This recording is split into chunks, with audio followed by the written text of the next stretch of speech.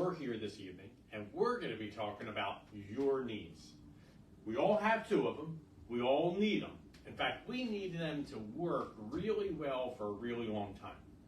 If you're one of those individuals that you're doing squats and you're going up and down and you're hearing those knees of yours crunching like crazy, you're walking up the steps and you're feeling the soreness and stiffness with every single step, just pause. I want you to watch this video and I want you to do these 3 exercises that are going to help you develop better knees. Now, these are foundational exercises. For some of you, we're going to have to talk about more advanced exercises. But what we found is that most people don't do the basic things that are going to develop stability in their knees. In fact, for many of us who have worked out in the gym, who have done different types of repetitive motion exercise, the tendency is that we've created so much imbalance that we really have to break this thing down all the way back to the fundamentals again and then build up from there. So regardless of whether you're new to exercising, regardless of whether you're working on a couch to 5K event, or maybe you just want to be able to go up and down the steps a little bit easier, this topic is for you. So, I ask you to do one thing. Start slowly. Continue to work on it over time. Nothing is going to happen overnight. In fact, what I can almost guarantee you, if you're doing these exercises properly, you're going to feel the soreness. You're going to feel stiffness in your muscles. That's okay. Take it slowly and continue to build up over time. Now, the very first thing that we're going to talk about, well, it's something that's simple, it's something that's easy, but it's something that you never ever see anybody doing. And that's walking backwards. It's pretty amazing. The simple act of walking backwards is going to help to develop and bring balance into muscles in your legs. Now, I'm going to tell you, the really simple part is just simply walking backwards, say in your house. We can elevate that. We can magnify this exercise. In fact, for some, if you have a treadmill at home, you're capable of getting on the treadmill without turning it on. You're capable of actually walking backwards on the treadmill and pushing that belt backwards. And as you're doing that, and as you start to develop a slow but steady incline in that process, you get to increase the gravity, the magnitude by which you're affecting those muscles. Now, if we want to take it even to a next level, for some of you that are more advanced, we can actually purchase a sled that you're able to push and pull, that you're able to put weight and weights on and exercise with it out in the yard, on the pavement.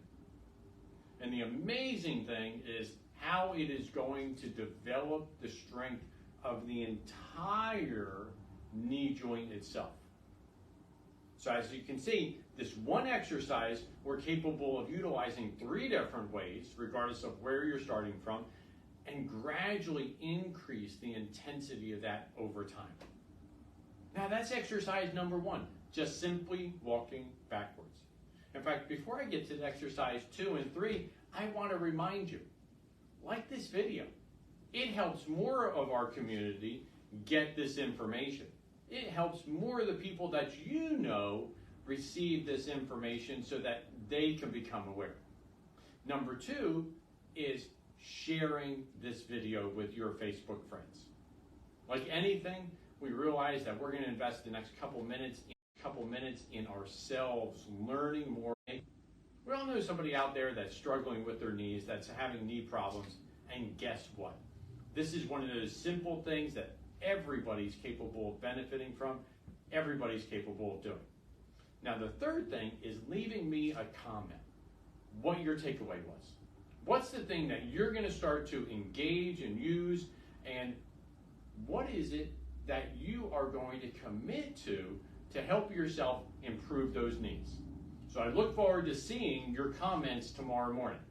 Now, exercise number 2 is a raise. In fact, you're going to need a wall for this. We don't need any special equipment. We're just going to sit right up against the wall. We're going to lean into it, keeping our head and our shoulders back. And all we're going to do is we're going to raise our toe up towards our knee. Now, you're going to feel 2 different things with this. One is you're going to feel a little pull in the back of your leg and your calf as it's stretching muscles out. But there's a tiny little muscle right up here, that tibialis anterior muscle. Guess what? We're going to be really stretching that out. And the more aggressively you create this angle, the farther you push your foot forward, the more you're capable of creating that stretch and actually drawing the muscle up. Now, the intention is that we're going to feel this muscle here contract.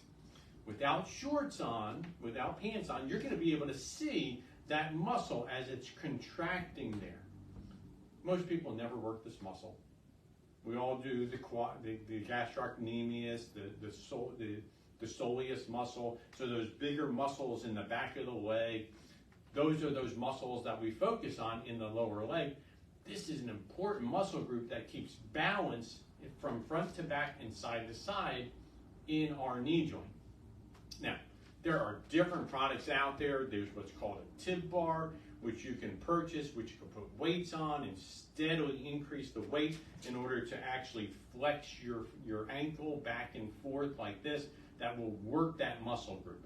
So there's other devices out there that you could purchase if, in fact, you choose to go to that route. Now, the third thing is you standing on one leg. Most of us never ever do this. In fact, if we do it like this, and we're doing it for maybe about 10 seconds, and we're saying, this isn't so hard. Guess what? This isn't so hard as 10 seconds. But let's do this for a minute or 2. Let's do this for 5 minutes.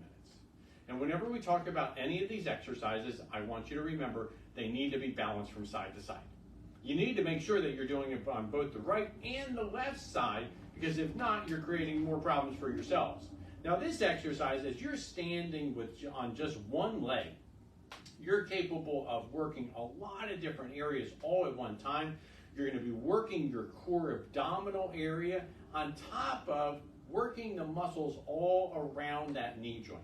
And this is one of the wonderful things, is that this is an exercise that's really easy to take and modify. So we could just stand still like this. That's one. We could start doing squats. We're capable of going up and down and engaging this muscle or holding that squat position. And as we do so, we're capable of feeling our body trying to maintain balance for us, contracting and relaxing different muscles in that lower leg and around the knee. Now, we can also utilize a hand weight. And as you advance, you're capable of taking and you're capable of then doing different exercises that will allow you to create dynamic changes in the body, which force those muscles in that lower leg to continue to contract differently. The final way is, listen, we could take a product like this that's designed to soften the surface, create a little bit of imbalance, so we're capable of standing on this, which naturally changes that ability for us to hold a solid foundation. Like anything, these are more advanced. Like anything, you have to build yourself up to this point. But here's the great thing. These 3 different exercises give us an opportunity of working our body, of working these knees, of growing strength and balance in our knees. And given the time, the frequency, and the intensity, we're capable of developing this strength. Now, I know everybody's going to ask, so how often should I do these? Well, guess what? You start out with sets of 10. You hold it for about 5 or 10 seconds. If we're talking about, standing on one leg, start with just a minute.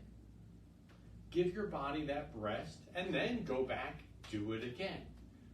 And we want to continue to build from there, which means you have to keep a record of how long you're doing it and the frequency intensity.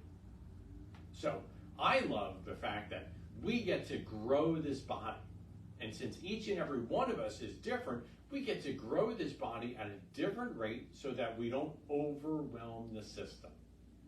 Now, if you have questions, I want to hear from you. Make sure that you leave me one of your questions in the comment section below so that I can make sure that I get back to you. I'm Dr. Joseph Baker from the Limerick Chiropractic Center.